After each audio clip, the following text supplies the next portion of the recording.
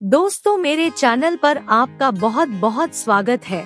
दोस्तों, वीडियो शुरू करने से पहले कृपया आप मेरे चैनल को सब्सक्राइब जरूर करें और साथ में बेल आइकन को भी दबा दें ताकि मेरे नए वीडियो का नोटिफिकेशन आपको मिल जाए। और अगर वीडियो अच्छा लगे तो कृपया लाइक, कमेंट और ज्यादा से ज्यादा शेयर करें। अब देर न करते हुए आज की कहानी शुरू करते हैं।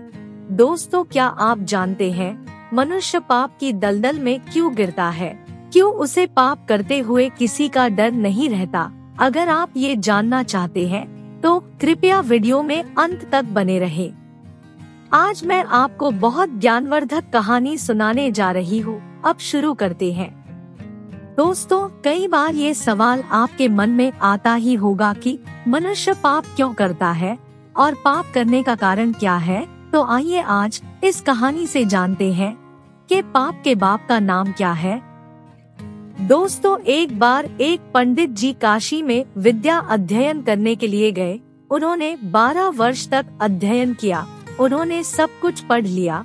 वेद शास्त्र, पुराण ग्रंथ आदि पढ़कर वापस घर आए। घर पहुंचकर उन्होंने अपने पिताजी से कहा, मैं सब कुछ पढ़कर आया हूँ, मुझे सब कुछ याद है। आप मुझसे कोई भी प्रश्न पूछ सकते हो, मैं आपको उसका उत्तर अवश्य दूंगा। पिताजी ने कहा, बेटा, अगर सब कुछ तुम्हें याद है तो तुम मेरे एक छोटे से प्रश्न का उत्तर दे दो। बेटे ने कहा, पूछिए पिताजी। पिताजी ने कहा, तुम मुझे सिर्फ इतना बताओ कि पाप के आपका नाम क्या है।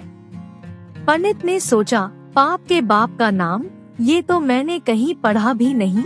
पंडित अपनी किताबों में देखने लगा। उसने पूरी किताबें देख ली, लेकिन उसे ये पता नहीं चला कि पाप के बाप का नाम क्या है। पिताजी ने कहा, फिर तुमने खाक पढ़ाई की, अभी तक तुम्हें पाप के बाप का भी पता नहीं। बेटे ने कहा, आखिर आपका बेटा हूँ, अब तो पाप के बाप का नाम पता करके ही आऊँगा, चाहे मुझे कितना भी समय क्यों न लग जाए। पंडित जी दोबारा काशी के लिए रवाना हो गए। उस जमाने में कोई साधन तो थे नहीं, पैदल ही चलना पड़ता था।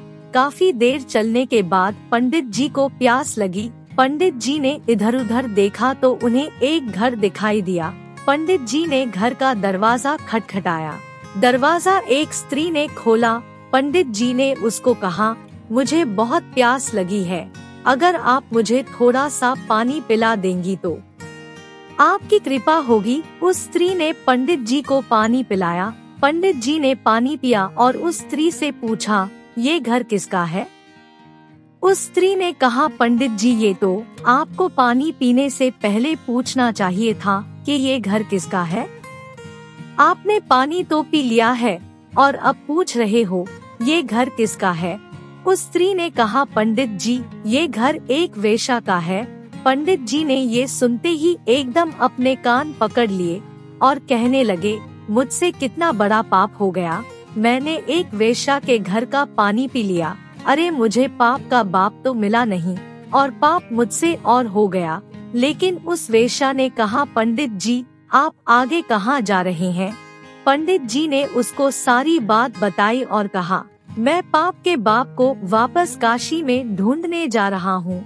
उस वेश्या ने सोचा, पंडित जी 12 वर्ष तक काशी में पढ़कर आए हैं, तब भी इनको पाप के बाप का पता नहीं चला और अब पता करने के लिए यह दोबारा जा रहे हैं और वहाँ जाकर इन्हें मिले या ना मिले, इससे अच्छा मैं ही इनको बता देती हूँ कि पाप का बाप कौन है, तब इनको इतना दूर नहीं जाना पड़ेगा।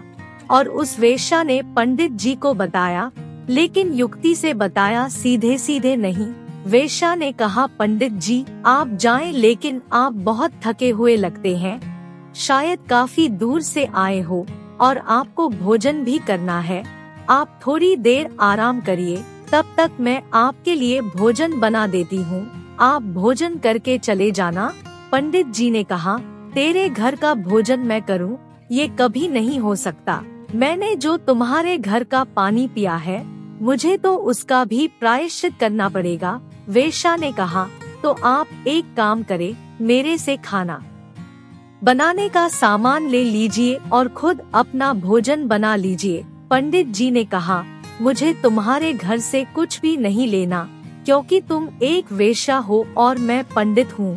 तब उस वेश्या ने कहा, अगर आप मुझसे सामान ले लोगे तो मैं आपको 5 सोने की मोहरें दूंगी। पंडित जी ने सोचा, पाप का बाप तो पता नहीं कब मिलेगा, लेकिन ये सोने की मोहरें अभी हाथ से चली जाएगी।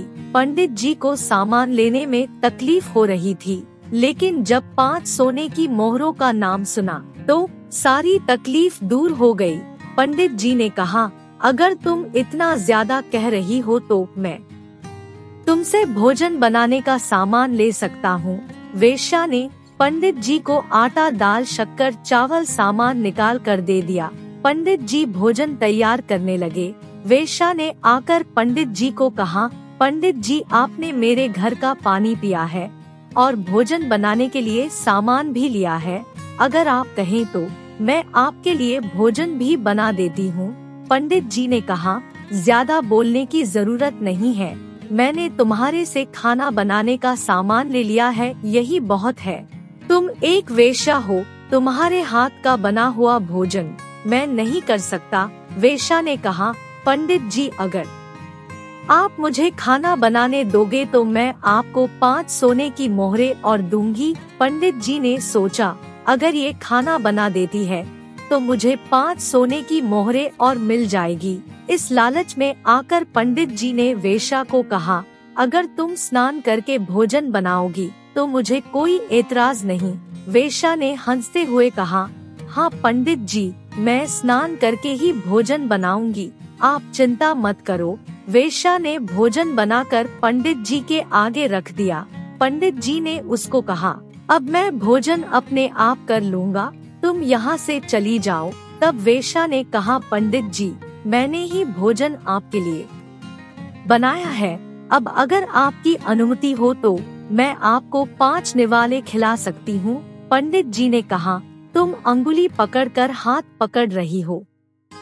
वेश्या ने मुस्कुराते हुए कहा, पंडित जी अगर आप मेरे हाथ से 5 निवाला खा लोगे तो मैं आपको 5 सोने की मोहरें और दूंगी। पंडित जी 5 मोहरें और सुनकर लालच में आ गए।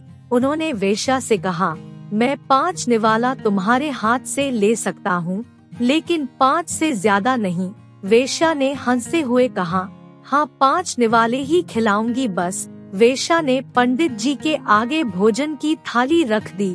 अब एक और पंडित जी बैठे हैं और दूसरी तरफ वेश्या बैठी है और बीच में भोजन की थाली रखी हुई है।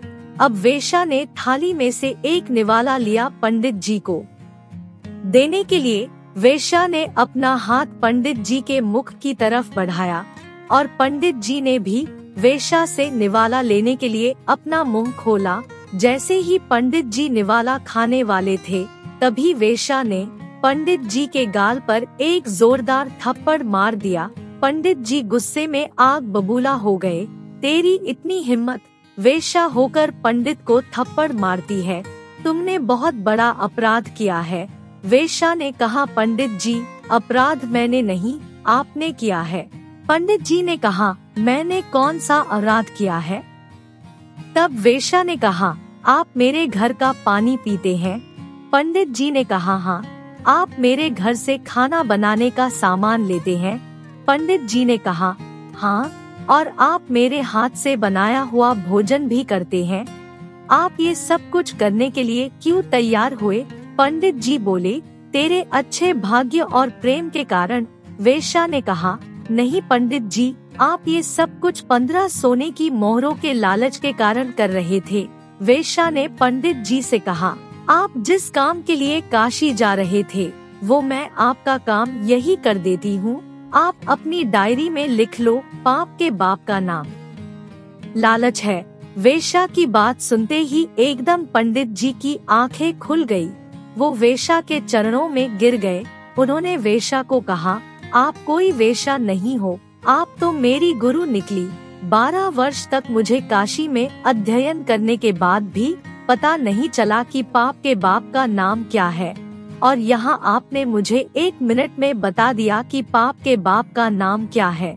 दोस्तों, अगर आपको ये कहानी अच्छी लगी तो कृपया लाइक, कमेंट और शेयर जरूर करें। आपके प्यार और स्नेह के लिए बहुत बहुत धन्यवाद।